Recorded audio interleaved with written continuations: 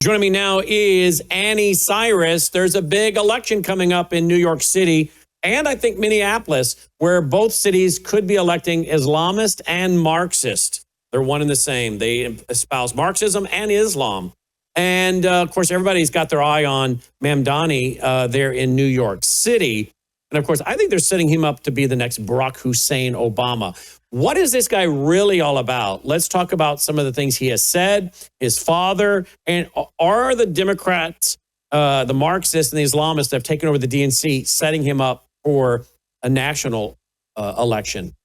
Joining me now is, and let's talk about Israel, what's going on over there real quick, too. Joining me now is Annie Cyrus. Annie, welcome back. Thanks for joining us. Thanks so much for having me, Brandon. All right, let's talk about Mamdani. Is he going to win the election in New York City? Absolutely. Yeah, I'm afraid so. And yes, but can I just put a quick insert in there?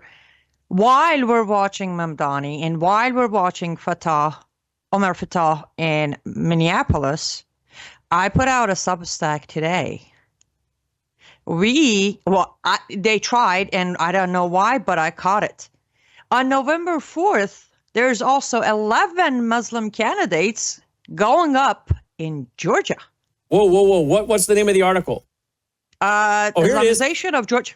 There it is. Islamization of Georgia politics has officially begun. Meet your Muslim candidates. 11 candidates. Yes, I normally encourage people to go to my Substack, but for this one, I literally have spent with my half body working only. I have spent almost 10 days gathering the names of every single one of them, their backgrounds. And what triggered this is when here's one of the things I do. I sign up to their newsletters, being all the organizations that support Muslim candidates. I get an invitation to a meet and greet in Georgia on past Sunday. I look at the poster. I'm like, there are 11 heads on this poster. What are we looking at? Long story short, on Sunday, they had an event where people got to meet their candidates. Now, the poster should have said, meet your Muslim candidates. I did. But I know that Mamdani is a huge deal, and so is Fatah, but this is exactly, Brandon, how they do it and how they did it. In 2018, they got our attention on Ilhan Omar or Rashida, while 37 other of them came in. In 2020, the same thing happened. This year, they got our attention heavily on these two big controversial names. As of right now, I have counted 27. I only covered the 11 in Georgia. I'm doing my best to get the rest of them in as well. But aside Mamdani and Omar Fatah, there are 27 other Muslim candidates in different states, 11 of them Georgia, running as well. And 8 out of 11, Brennan, are first-time runners in Georgia. Now, I noticed one of them is running for governor. Yes, she is running for governor. Palestinian American running for governor. There's another person's name in there. She immigrated to America only in 2005. Brandon, how do you go from, I'm an immigrant, I've been here for 24 years. How do you go from an immigrant, adult immigrant, that's important, adult immigrant, to a running candidate in Georgia in a matter of 20 years if you didn't have CARE and ISNA backing you, funding you, and promoting you? Mm-hmm. This is exactly how they're infiltrating. I remind your audience, early on this year on your program, I said, if my calculation is correct, by end of midterm, we're going to be sitting at 320 Muslim active officials in America. If these 27, that's not including these 29, this year only, this November, if these 29 already hit offices by January 1st, 2026, we have already reached 296. We're only 21 short for my numbers to meet up by end of next year. All right. Obama 2.0. Mamdani is their next great hope. So after he wins in New York City, should we expect them to set him up for a run for the White House 4 years later? Well, here's the thing. a good argument we need to keep in mind. Mamdani was not born in America, and it's too much of a public information. That's right. Yeah, He wasn't, was he? Yes. But then again, neither was Barack Obama, was he? But that's the thing. Mamdani's information is too public to backtrack. Obama wasn't. Nobody knew. Obama was an overnight sensation. There was no proof. They got the fake birth certificate ahead of announcing, ahead of Obama becoming someone. So, guesses. Is the next person in White House going to touch laws and change it that you can run for president even if you're not born in America?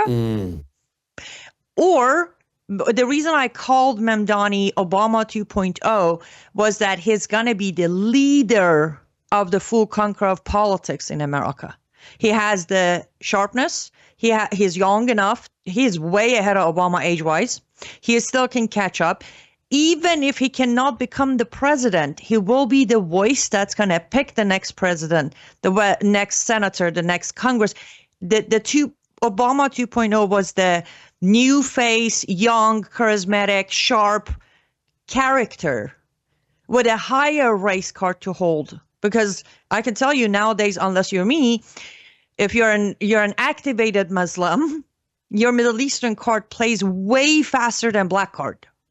And he has that. He holds that. So tell me a little bit more about him, like maybe I'm reading about his father. Let's see. I think I had some information here about his dad. Isn't he some sort of chair? Sits on the advisory council for an anti-Israel group along with Hamas member Rami Abdou. Right. And I think, Brannon, this is one of the grounds that the two Congress members are using to try to denaturalize Mamdani's citizenship for wrong information application. One of them is, do you have any ties to foreign or national terrorist groups? If the answer is no, and your father does, then you lied in your naturalization paperwork. Now, if I could, I'm not trying to be jumping, but everybody's been asking me all day, what do I think of this move? I will say this is a very dangerous move. They have to walk this very narrow path extremely carefully, because if fate changes, then someone can just come and denaturalize me. So yes, it's a dangerous can of worms to open if they try to denaturalize him and remove him. It makes all of us targets, all of us being foreigners with naturalization. However, so far they're doing it extremely legal and extremely based on Constitution. They don't listen to big clickbait media trying to remove Mamdani because he's running for office. That is not, if you read the actual petition, it is mentioning of, number one, they have evidence that he has lied in his paperwork. Now, you could say, well, so did Ilhan Omar. Why are they not going after Ilhan? They're dabbling down on being smart. They're not targeting him for being a Muslim candidate. They're targeting him for running openly as a socialist that goes against our Constitution. So they're doing it right. I'm hoping they continue doing it right. I agree with everyone who's worried. I had probably 50 Iranian American calling me saying, you got to stop this. I'm not going to stop them from doing their job. It is scary. If they miss a step, they open a can of worms for all of us to be targeted. As of today, they haven't. They picked all the proper legal codes to go after Mamdani. Now, the question is it going to happen, Brannon? Absolutely not. No federal judge in America is going to make himself or herself a target of millions of socialists and millions of Muslims. So don't worry. They can try. Nobody's denaturalizing Mamdani. All right, let's go to him talking about the Jews, because he loves to talk about the Jews. Listen to this. The importance for me of international solidarity is that it takes me out of the American political landscape and reminds me just how tame some of the things are that I'm actually calling for. And it reminds me of the necessity of grounding ourselves in the struggles as opposed to the fights around the struggles. For anyone to care about these issues, we have to make them hyperlocal. We have to make clear that when the boot of the NYPD is on your neck, it's been laced by the IDF. We're in a country where those connections abound, especially in New York City. You have so many opportunities. So if the boot of the NYPD is on your neck, it's been laced by the IDF. They're also running around, these progressive Marxist Islamists, and saying that ICE has been trained by the IDF. What do you make of this? Okay, number one, to anybody who says ICE been trained by IDF, I wish. If ICE was trained by IDF, we would have 0 sleeper cells in this country, okay? We all know what IDF has done. They go track they track down the ghost of Beirut. Nobody knew who he is. They called him the ghost of Beirut. So, no, IDF did not train ICE agents, which, again, I wish we could get their use and training, help and training. As far as Mamdani, on his debate, he talks about how he can't wait to cooperate with Jews of New York, and he cannot wait to welcome them to their mosque and all of that. And then on the other hand, he sits there and lies, openly lies, because he also does the taqiyya. What he does on his debate is the taqiyya, lying for purpose of hiding his agenda. But the truth is, he has proven over and over by supporting Palestinian terrorist groups, by never denouncing Hamas, he has proven his stand. He is anti-Jew. Now, something interesting that was brought up a few days ago. By the way, Brandon, I don't know about you, but I love when people come at me with their absolute fact to prove me wrong, and then I give them one sentence and then just sit down and laugh. But the new fact, Mamdani is not anti-Semite because one of his biggest donors is George Soros, who's a Jew himself. People, that's not fact. Actually, that is proof. Mamdani is a machine to help destroy America through red-green axis. When you hear the name Soros behind anything, you should immediately know facts are showing you that this person or this group or this organization is here to destroy our country. Just because Soros is Jew doesn't mean he's pro-Israel. Where is George Soros' donation to Israelis after October 7th and the devastation they had to face? Yeah, we have Jews that walk around with the keffiyeh around their neck, right? Protesting Israel. Yes. We have Karl Marx, Sigmund Freud, many apparently self-hating Jews. So again, Soros, I think when he was interviewed by 60 Minutes, asked if he felt any, remorse about going around with his handler when his dad turned him over to a handler so he could make it through, the time of the Nazis. Did you feel bad going around with your handler taking the property of the Jews? I think he was like 14 at the time, if I remember correctly. Didn't he say, no, he didn't feel any remorse? Exactly. And here, not to just pick on Jews for sake of argument, we have pastors who send their people to mosques. So right. This is not an isolated So you can't say situation. he's a Christian. He loves Christianity. No, he claims to be a Christian like Tucker Carlson while they spout anti-Semitism. Tucker wants to keep saying, well, I'm a Christian. I'm like, really? By what definition, Tucker? Exactly. And of course, we saw Tucker interviewing Nick Fuentes. What do you make of this? Because they are splitting the MAGA movement, and there's so many divisions now. They've split the evangelicals. They've splintered MAGA. They've splintered America. They've splintered families. I really don't know how the country can survive in its current form, because I just don't think there's enough common values to hold us together as a republic. I'm not even sure the Republican Party will survive as we know it.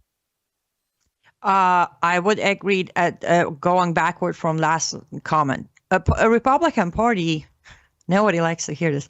Republican Party doesn't exist anymore, Brannon. The idea of it does. Itself doesn't. When you have less than a handful of true Republicans and you call the rest of them rhino, your party doesn't exist anymore. Now, my understanding is that the left has become the new socialist. The right has become the new left. No logic, emotion 100%. Anything you disagree with them, immediately you're the enemy. And it's not about the party. I don't want to blame the politicians because it's not the politicians. It's us. I had this discussion this morning with someone that it has started from schools and we said nothing. This person was very grateful that her parents pulled her from school and homeschooled her. And that's where the discussion started. This starts from schools, then gets to our colleges. Then from there it gets into corporations. Then it gets to Congress and Senate and White House. We allowed common sense to be removed from our brains. Therefore, if somebody doesn't agree with us 100%, automatically they're our enemy. The division started a while ago, but now there's division everywhere. Mm-hmm. And again, there won't be a unity because politics have become everybody's identity.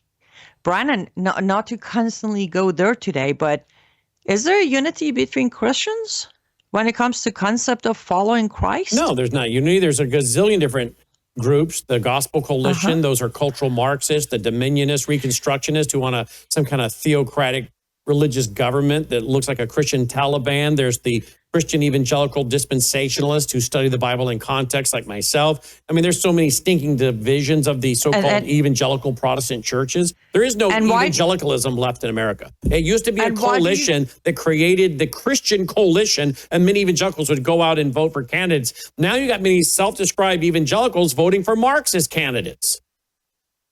And why do you think they started dividing Christians first? So that they could win, because the last group they had to penetrate and get control of in order to take over the country were the evangelical Christians. The majority, yes, that's America. If we didn't catch it then, what makes you think people are going to catch it now, Brannon? That's right. They're not going to even think about it. They won't. So let me ask you, as I flip to another topic real quick. 59% of all illegal aliens are collecting food stamps. What do you make of this? I don't believe that. Well, let me just play what Newsmax put out. Here's what Newsmax has put out. You tell me if you believe it. Here we go. 2 million people in this country that need food stamps on a weekly basis. And we're saying people deliberately instead of Americans, because most of the people that are on food stamps aren't even from this country. 45% of Afghanistan immigrants are on food stamps, 42% of Somali immigrants, 34% of every immigrant from Iraq, 23% of Haitians, 59% of all illegal aliens are collecting food stamps. 59% of all illegal aliens. Yeah, but you misunderstood I don't believe that. I think that is way lower than reality. Oh, wow. You're going the other direction. I thought you were doubting the number was too big. No. You're saying the number is too small. Yes, and I will give you an example. I knew a family in Los Angeles, California, from India. Mm-hmm. They had 2 family members who were in the country illegally, trying to figure out to turn that illegally into legally. This legal family was taking food stamp, giving it to the illegals to survive.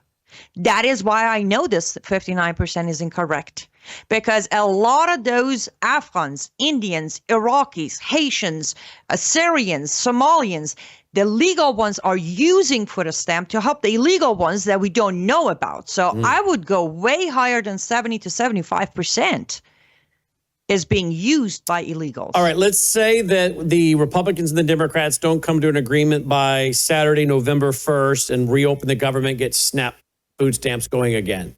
Do you believe this is being used by the cultural Marxist Democrats and the Islamists to agitate people to violence, to looting, to shoplifting, to protesting and stealing, so that then Trump is triggered, can go in with his National Guard strike forces, and they can have video of him turning the military or National Guard on Americans, and then they have their images for their commercials for 2026 midterm elections? Are they going to set up a scenario where they can bait and gaslight President Trump here? Absolutely. 100%. No question about it. However, is he going to fall for it? I don't know. It depends. If he's too busy buying more time for Hamas and giving more money to Turkey and making more friends with Qatar, he's barely in America. I don't think he's going to even notice. His only comment about No King rally was, it's fake. It wasn't that many numbers. That is not a presidential address to an issue. I don't agree with them. I don't agree with no king people who get on the streets. But as a president, the amount of time he's putting into bashing Bibi, supporting Hamas, and pushing Turkey into Gaza, he needs to stop putting that time into America. But if he does notice it, I don't think he's going to do the right thing. He's going to come out and he's going to say all the wrong things and he's going to do all the wrong reactions where the Americans are going to believe the setup. And the more scary part is this isn't a setup for Democrats to flip seats again. This is, as you said, it's for Democrats, socialist, Muslim socialists to flip seats. So you don't see the Democrats coming to a deal before Saturday? No. That would go against their agenda.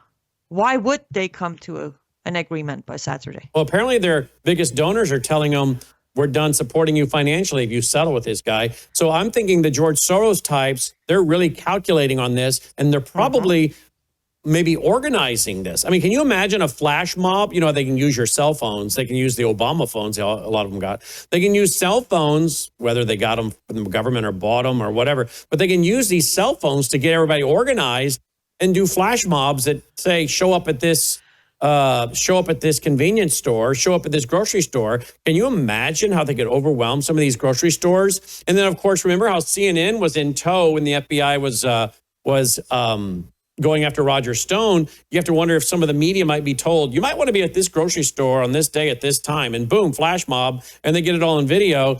And now you got the video footage they all need in great quality, not to mention, of course, all the people with their cell phones recording. But I don't know. Maybe it'll get settled between now and Saturday. But I'm concerned if it doesn't, that this is being all done deliberately. It's a manufactured chaos. Yes, it is. Brannon, since Bush the son, everything we have faced has been a coordinated chaos. This isn't a new thing. No. Sometimes less, sometimes more. And again, my concern is Trump is way too distracted with Middle East, which I'd like to repeat as a Middle Eastern, as an Iranian that is playing a huge role on one side of this chaos. It is none of our business what is happening in Middle East today. And let me just mention Israel Middle East has real it quick. on their control. Let me mention Israel. Hamas is reportedly carrying a hostage's body from a tunnel, greeted by cheering crowds of Gazans. Yeah, we also have video footage of them digging up, if I can find it real quick in my list of You things mean here. the fake hostages, the bodies they're returning? Yeah, exactly. I don't know, Logan, you still have that? Digging up body parts to return. And here we go. The body of Hamas returned from Gaza last night is not one of the 13 deceased hostages it committed to return. According to officials, the remains belong to an Israeli who was kidnapped to Gaza and already buried in Israel. So Yes. The shooting is starting. They're bombing. Israel's back at bombing in Gaza.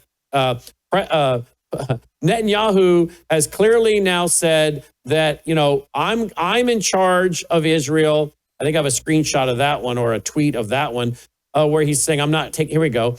Netanyahu overrides Trump and says U.S. can't stop Israel from annexing the West Bank. Quote, it doesn't matter. We are an independent country, end quote.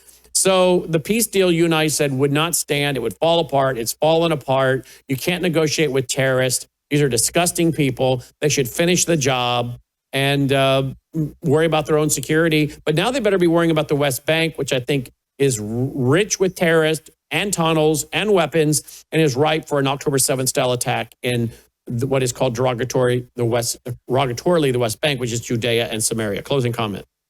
Absolutely. And that's the thing. Again, I know people think I like to pick on Trump for no reason, but look at the reason. Trump and his diluted peace deal just bought 3 full weeks of regrouping for Hamas. He needs to be put in his place and reminded that, sir, you are the president of the United States of America, the very country that is falling apart. The inflation is skyrocketing. Digital currency is coming in faster than we were expecting under Kamala. And I don't see enough illegals picked up and deported. And they're so bringing please in come more, back to. and they're bringing in more people on the H-1B visas to take our jobs. Exactly. And the jobs are, what happened? Unemployment. I hear Target is firing this many people. Amazon is firing that many people. President Trump was supposedly, I believe, you're elected by people of America for people of America. Get back home, sit down, stop enjoying the praise of Middle Easterns, come back and fix this country. Pay attention to how they're setting you up. A 5-year-old can see it. It's so true. liveuptofreedom.substack.com, liveuptofreedom.substack.com. And she mentioned that she was continuing, even though she's not all that well in body. She has a neck issue. And so pray for Annie for fast recovery. Nothing as bad as back and neck pain, that's for sure. But she's continuing to do her work. And a brand new article on the Islamization of Georgia politics has officially begun. Not to mention, how many candidates do they have running? About 700 across the country, the Islamists? For midterm? Or local, state, federal, all of it. Local, state, federal, as of right now, based on my research, I have confirmed 220. 220. Okay. All right. But again, a lot of names have not been dropped. Now, remember, when you hear 600, a lot of them are rerunning. Okay. So I'm just tracking new runners. Like 8 out of 11 in Georgia are new first-time runners. One of them is a 21-year-old kid. But 600 in total, huh? No, wait. 220 is new runners based on my confirmation. We have 261 sitting. That puts us at close to 500. Okay, about 500 then. Okay. About 500, yes. All right, visit her website, folks, liveuptofreedom.substack.com, liveuptofreedom.substack.com. You can check out her studio, lutfstudio.com, to get your Christmas gifts, lutfstudio.com. Thank you, Annie. Thank you, Brannon. Be safe. You too, my friend. We'll be right back after this break. True beauty isn't applied. It's nourished from within. Bella Grace Elixir, a luxurious, scientifically crafted blend designed to restore radiance, vitality, and strength at a cellular level. At the heart of Bella Grace Elixir lies cat's claw, a powerful herb from the Amazon known for its ability to control inflammation and protect collagen. With Verisol collagen peptides, it goes beyond the surface, stimulating your body's natural collagen production to reduce fine lines, improve skin elasticity, and promote real, visible change. Bella Grace Elixir doesn't stop at collagen.